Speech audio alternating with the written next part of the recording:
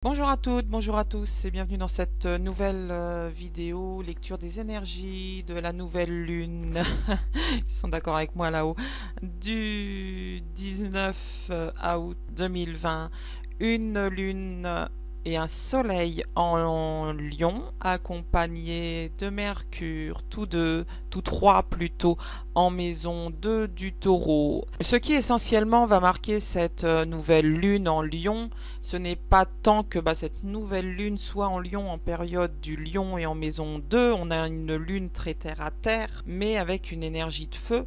On va trouver cette dissonance dans cette Vénus en maison 12 et en Gémeaux qui pourtant, malgré cette maison très difficile, va se trouver bien aspectée.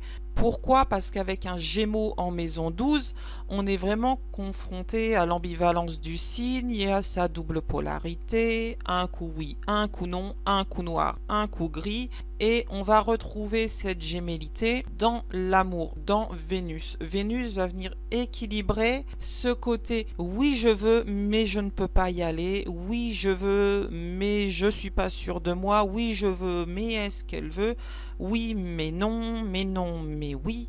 Vénus va venir nous sortir de cela quelque part et surtout mettre un terme à ça. Alors une Vénus en Gémeaux et maison 12, c'est une Vénus avec des amours chaotiques. C'est une Vénus avec un passé amoureux, un passé sentimental difficile. Donc avec une lune, un soleil en maison 2, on va se retrouver face à une femme, une Vénus très terre à terre, mais dans le signe du Lion, dans une période du Lion. Une lune en maison 2, c'est une Vénus bien terre à terre, bien crampée sur ses positions, mais qui a quand même une énergie et un tempérament de feu pour aller de l'avant. Alors face à notre Vénus, on va s'opposer à un Jupiter rétrograde. On a dans cette carte beaucoup de planètes rétrogrades, et tant mieux. Pour une fois, on va prendre un petit peu le temps d'aller de l'avant. Jupiter, c'est le principe d'expansion. Face à une énergie de feu, c'est très bien qu'il soit en Sagittaire et en position rétrograde. Pourquoi? Parce que ça va nous permettre de revoir quelque part nos acquis. Avec le vertex, on sait que tout ça, c'est dû à l'expérience familiale, l'expérience karmique, les vies antérieures. Alors, on va pas refaire tout le tour de tout ce qui est rétrograde, Pluton, Saturne, Jupiter, tout le monde est rétrograde. On a même un Chiron qui est le grand médiateur du zodiaque qui est rétrograde. On a Cérès qui est rétrograde. On a la lune noire qui est rétrograde. Bref, le seul entre guillemets qui n'est pas rétrograde, on va dire c'est la part de fortune, le vertex et surtout Junon. Junon, notre partenaire conjugal, qui va se placer en Vierge et en maison 3 du Gémeaux. Donc là, on va clairement communiquer dans l'amour. La Vierge, c'est un petit peu l'ambivalence du Gémeaux. C'est tout le principe amoureux, tout le principe féminin qui va se retrouver dans une énergie masculine. C'est la force d'aller de l'avant et d'exprimer ce que l'on ressent afin de ne pas perdre les gens que l'on aime. Alors pourquoi je dis qu'elle est en maison 3 alors que vous sur la carte vous allez la voir en maison 4? Parce qu'on est quand même vraiment très influencé, on est proche de Mercure, on est dans les deux premiers décans du signe dans la Vierge, on a vraiment que le dernier décan en maison 4 et justement Junon est à cheval sur cette partie-là parce qu'il a encore des petites choses à gratter, des petites choses à travailler, le masculin. Il a encore des petites choses qu'il faut que, avec le soleil et la lune en conjonction de Pluton et de Saturne, il sait qu'il a eu assez le temps de réfléchir et qu'il faut qu'il y aille. Donc on est positif, on est favorable.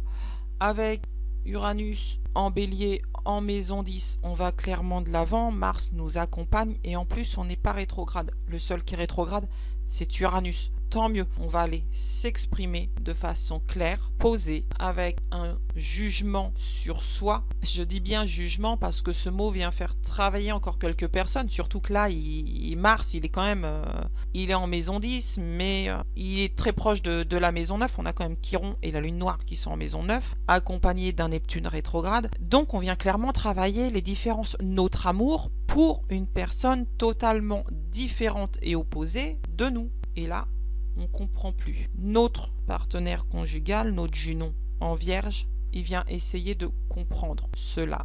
On continue avec les cartes. À tout de suite. De retour avec les cartes pour un tirage pleine lune où on va, dans la continuité de la carte astrologique, demander à l'univers de nous éclairer sur les énergies à venir. Alors, dans la continuité de cette Vénus un petit peu en Gémeaux et Maison 12, qu'est-ce que l'univers souhaite nous apporter? Qu'est-ce que l'univers souhaite nous dire? L'univers souhaite mettre en avant la lumière. Quel genre de lumière souhaite-t-il mettre en avant? Comment l'univers souhaite nous éclairer durant ces énergies de nouvelle lune?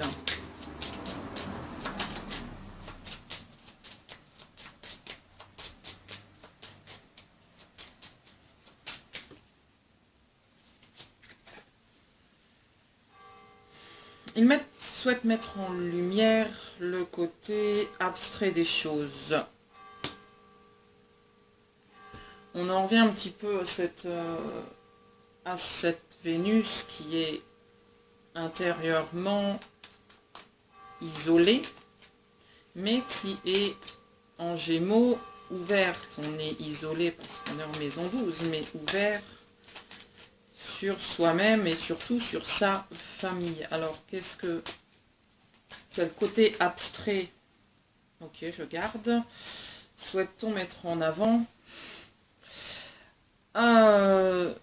Ok, on est pleinement dans la maison 12, la maison 12 qui fait opposition à la maison 6, et cette bête de Babylone, donc ce chariot qui vient mettre en évidence effectivement l'extériorité et l'intériorité de ce que l'on ressent avec ces choses, avec ce 8 d'épée, ces choses qui tournent à l'infini, et on a l'impression d'être dans ce même cycle où on finit pas les choses, parce que de toute façon c'est les mêmes, on les a déjà vécues, on est persuadé qu'on va les revivre. Alors on préfère, comme Vénus se terrait comme un ermite. Alors ça ne veut pas dire que l'on se terre tout seul, ça veut dire que l'on se terre en solitaire, mais on va quand même laisser, avec le 8 de coupe, la famille autour de nous.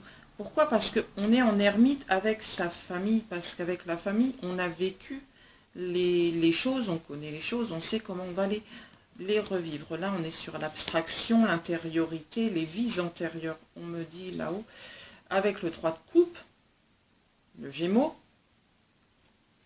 on retrouve la bête de Babylone, la maison 7 du Gémeaux, le vertex, du moins celui qui lui est associé, le 3 de coupe, clairement associé aux Gémeaux, où ce qui nous manque dans l'amour, c'est la communication. La communication avec une femme qu'on va voir comme une femme guerrière,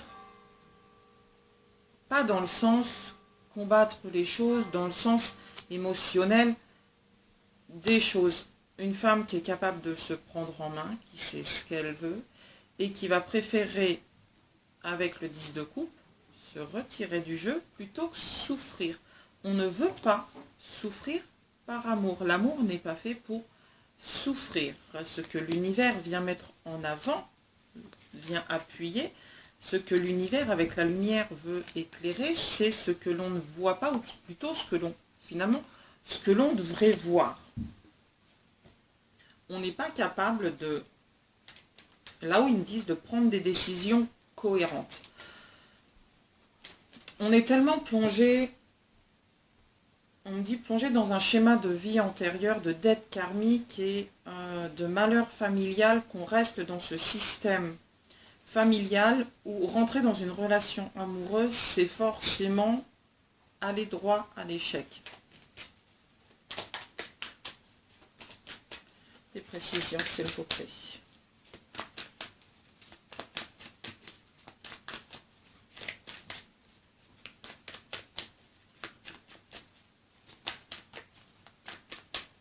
À la coupe. À la coupe, on a le 9 de coupe. On ne va pas droit à l'échec, on met nous-mêmes fin à une relation, à une situation. 9 de coupe suivi du 9 de denier. On met nous-mêmes, on choisit de mettre fin à cette relation parce qu'on est de toute façon persuadé ça va mal se finir. Pourquoi? Parce que depuis toujours, on connaît cette situation où ça finit mal. Pourtant, avec le pilier des Atlantes, avec le 4 de bâton qui s'oppose au 4 d'épée, on est bien dans cette abstraction et dans cette lumière où on doit clore un chapitre de notre vie de bâton derrière. On doit laisser les deux piliers des Atlantes pour aller rejoindre les deux autres.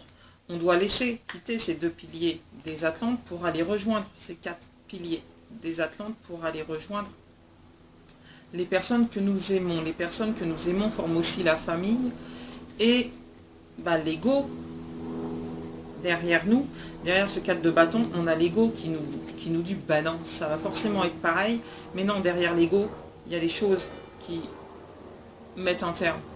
C'est nous-mêmes qui devons casser nos dettes karmiques, c'est nous-mêmes qui devons,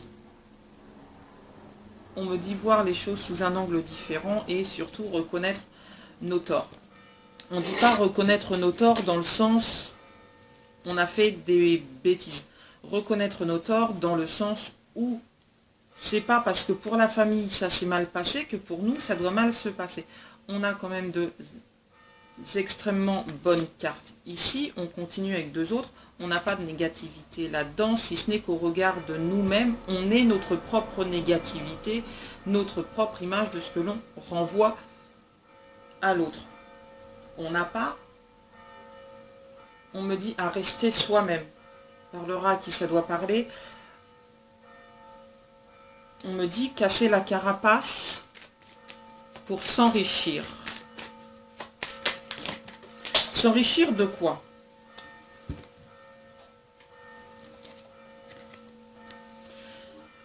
S'enrichir de la famille.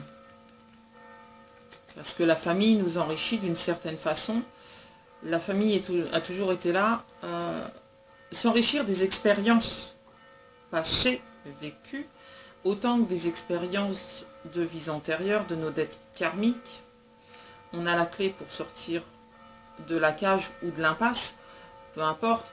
Là, on me parle d'un enrichissement personnel, familial, d'un passé familial qui aujourd'hui est vécu comme un parfait handicap,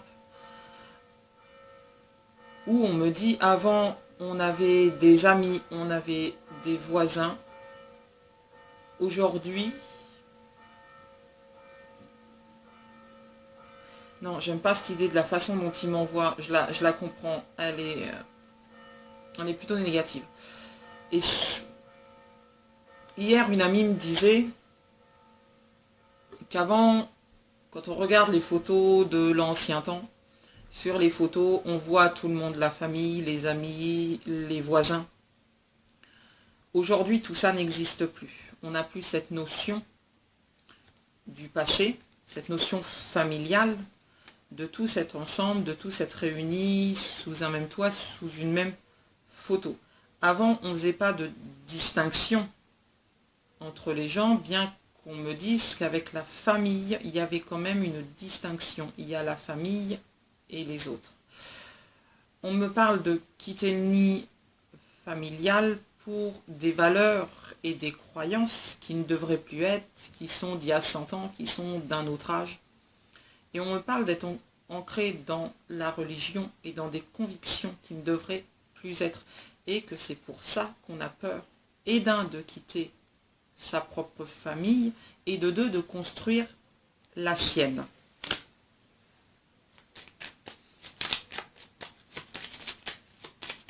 S'il vous plaît, des précisions sur construction de la famille et quitter la sienne. Ou inversement, quitter sa famille et construire la sienne. Chasser les nuages.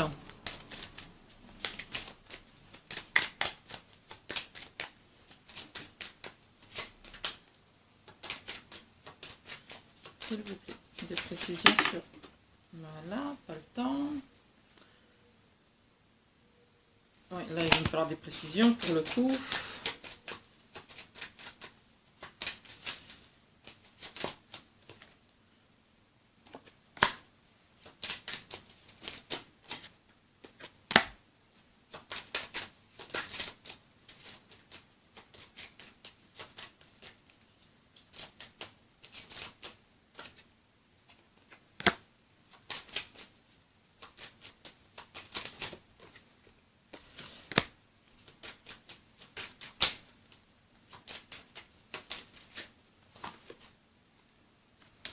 On va commencer déjà par tout ça. Tant qu'on n'aura pas eu le... On me dit le cran d'aller de l'avant. On me dit qu'il faut arrêter d'envoyer le ciel a autre chose à faire que d'envoyer des signes et des messages à longueur de temps. Surtout quand ces signes, vous les avez très bien compris et que vous savez où est votre bonheur. Le problème dans tout ça, c'est vous et votre ancrage, vous et votre peur d'aller de l'avant, vous et votre peur, on me dit de mourir pour renaître. Le temps est largement passé, il est temps de communiquer et d'aller de l'avant.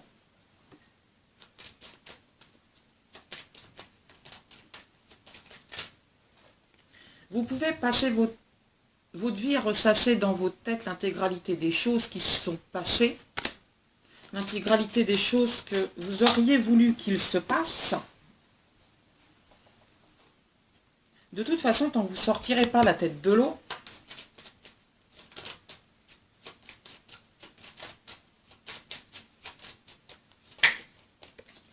tant que vous ne verrez que le côté sombre des choses,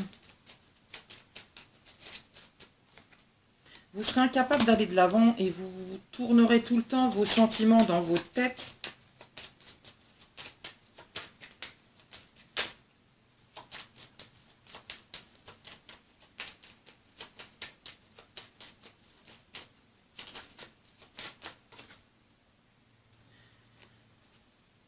Vous devez vous ancrer.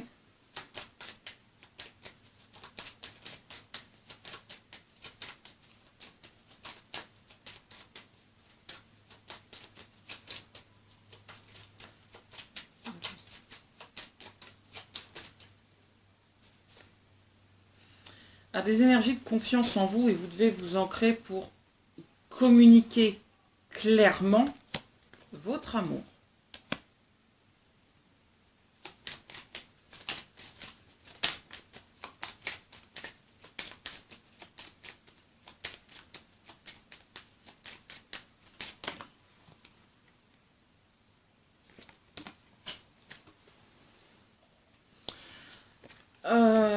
Vos envies.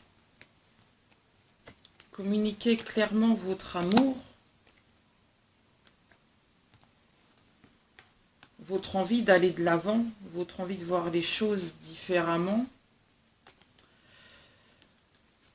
S'unir aux gens.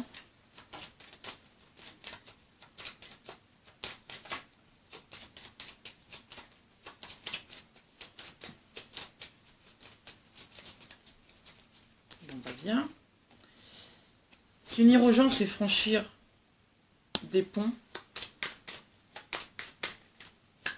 Pourquoi s'unir aux gens, c'est franchir des ponts? Ah, pour le masculin, s'unir aux gens, c'est franchir des ponts. Je savais pas l'intégralité du truc. Je savais pas si on parlait masculin ou féminin. Là, c'est le masculin qui doit franchir des ponts, casser les barrières familiales, les croyances familiales, repartir sur de nouvelles bases, aller de l'avant dans ses propres croyances à lui.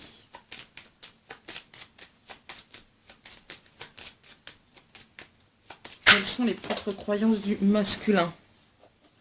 Les propres croyances du masculin, il est persuadé que c'est lui qui doit faire le premier pas et aller de l'avant. Ça, c'est déjà bien, c'est déjà une bonne chose. Il est persuadé de ça. Il le sait. Pourquoi il ne bouge pas? Parce qu'il y a encore des blessures d'enfance et des blessures d'enfants intérieurs. Je ne suis pas sûre que l'une soignera l'autre, que l'autre soignera l'une. Soigner, c'est son enfant intérieur, et soigner les blessures de l'enfance, c'est deux choses différentes. Mais effectivement, tant qu'un masculin ne se déplacera pas pour expliquer quelles que soient ses blessures,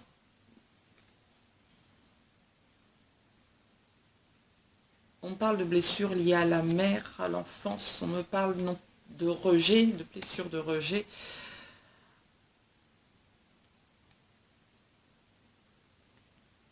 On me parle d'amour dans l'enfance, d'amour dans la famille, mais de croyances qui ont désœuvré cet amour et de croyances qui ont desservi l'enfance et qui, même dans l'amour, ont mis l'enfance dans la douleur.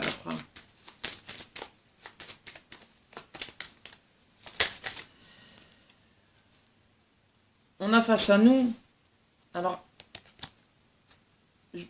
j'ai pas envie de dire un masculin, j'ai envie de dire un enfant intérieur ou un homme ayant pris connaissance de ses blessures d'enfance, qui a l'envie de se déplacer parce que l'élévation spirituelle, il l'a faite.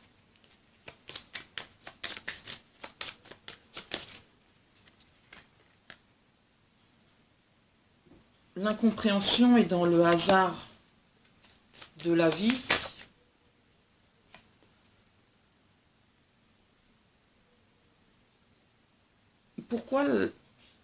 Pourquoi l'amitié ne serait pas source d'amour? Là, je vous pose la question.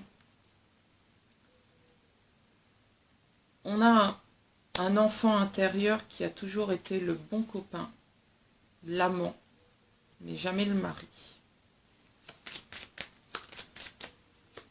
Alors, la question est simple, pourquoi ça ne pourrait pas vous arriver? Donc aujourd'hui, on a un masculin face au... On a un ami, un enfant intérieur, qui face au hasard de la vie, on me dit ne comprend pas qu'on puisse l'aimer.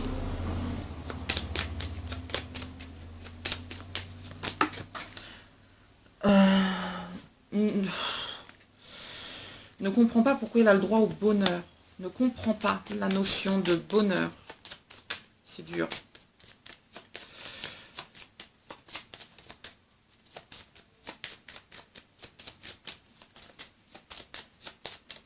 Conseil pour le féminin, s'il vous plaît.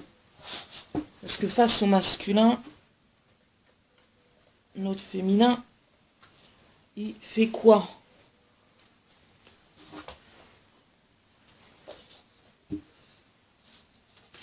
Que doit faire notre féminin face au masculin?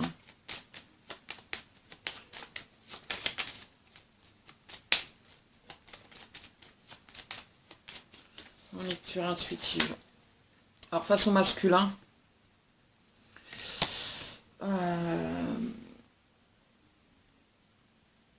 on dit que la féminine se sent leurrée là-dedans et qu'elle se sent quelque part trahie.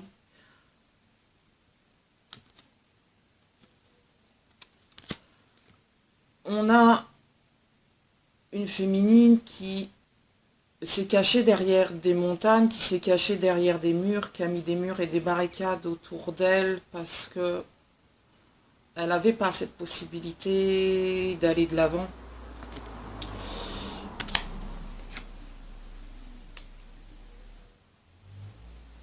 On dit les jeux sont faits, les choix sont faits, les choix sont pris. Ce n'est pas à la féminine de faire des choix, c'est au masculin de les faire.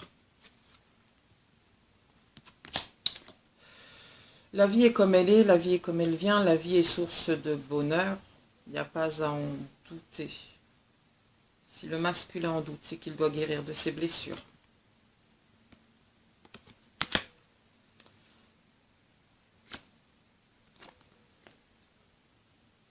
Dans la vie, on a tous des secrets, on a tous des choses à partager.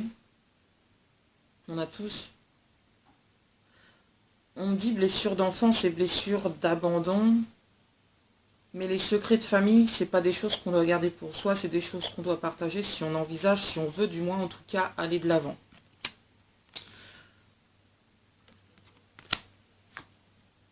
Dans la vie, la femme est...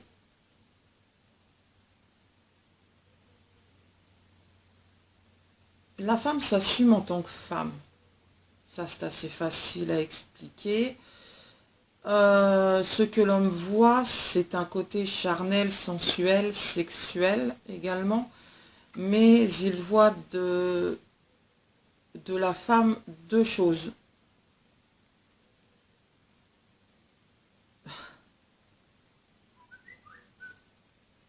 les messages qu'il a peut-être envie de lui envoyer. Le côté sensuel, le côté charnel et le côté femme fragile. Ce qu'il voit de la femme, c'est toute sa féminité, toute sa splendeur, tout ce qu'elle a en elle, tout ce qui fait que son côté spirituel, tout ce qui fait femme fragile, tout ce qu'il a rêvé d'une femme, d'une mère, d'une épouse, d'une amie, d'une amante, il est capable, le masculin, de le voir. Carte de la lune, on ne pouvait pas avoir mieux sur ce coup-là. Maintenant, les épreuves de la vie, c'est le travail. À vous de le faire, au masculin de le faire, la féminine a fait le sien. Tout ce qui reste du travail à faire, le masculin doit l'achever de sa propre façon, parce que de toute façon, il n'y a pas 36 000 façons d'aller au bonheur. La chance n'existe pas, la chance se crée. Si la chance n'existe pas, que la chance se crée, c'est tout simplement parce que parfois on a des œillères devant les yeux, on est tellement buté, borné. La boussole nous indique le nord et on va au sud, parce que c'est comme ça, parce que la famille, les traditions familiales sont le poids d'un passé avec lequel on a toujours vécu. Alors pourquoi on irait au nord alors que toute notre vie on a vécu au sud? C'est pas facile de changer. Ce sera jamais facile de changer. On chasse pas les nuages comme ça du jour au lendemain. On peut rester dans l'ego, accepter d'aller de l'avant, sortir de l'ego. Il sera jamais facile de toute façon, quoi qu'il arrive. On me dit prendre son destin en main. Il me dit qu'aujourd'hui, on doit prendre le destin en main. On est comme cette Vénus en maison 12 et en Gémeaux. Le Gémeaux, c'est un signe double. Vénus, c'est une femme charnelle. Aphrodite, c'est une femme fragile. Elles ont toutes les deux ce côté-là sensible, fragile. Elles sont femmes, mères, épouses, amantes. Elles sont, pour certains, femmes futiles, pour d'autres, déesses. On dit que le masculin doit faire avec ses états d'âme, et que le masculin, s'il veut aller de l'avant, il doit tomber les masques.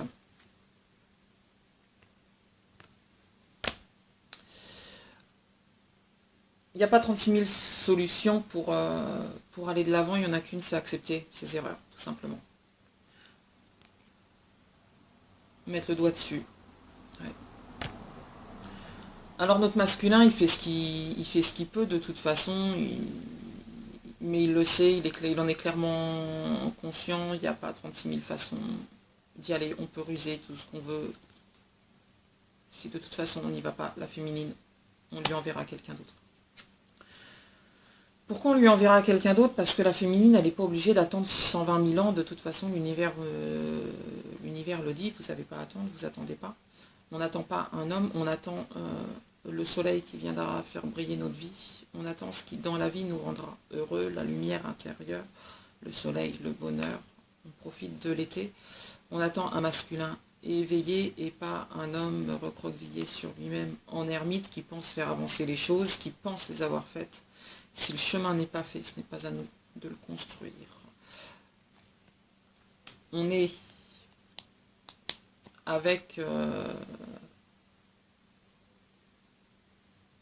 les gens sur ce chemin. Si les gens doivent nous rattraper, excusez-moi, ils nous rattraperont. On est dans le bus, tous les deux. On descend à la station. L'homme nous suit ou pas. Ce n'est pas à l'univers de décider. La lune en lion. La lune et le soleil en lion avec Mercure en lion et maison 2 marque cela. Vénus en gémeaux et maison 12 est claire.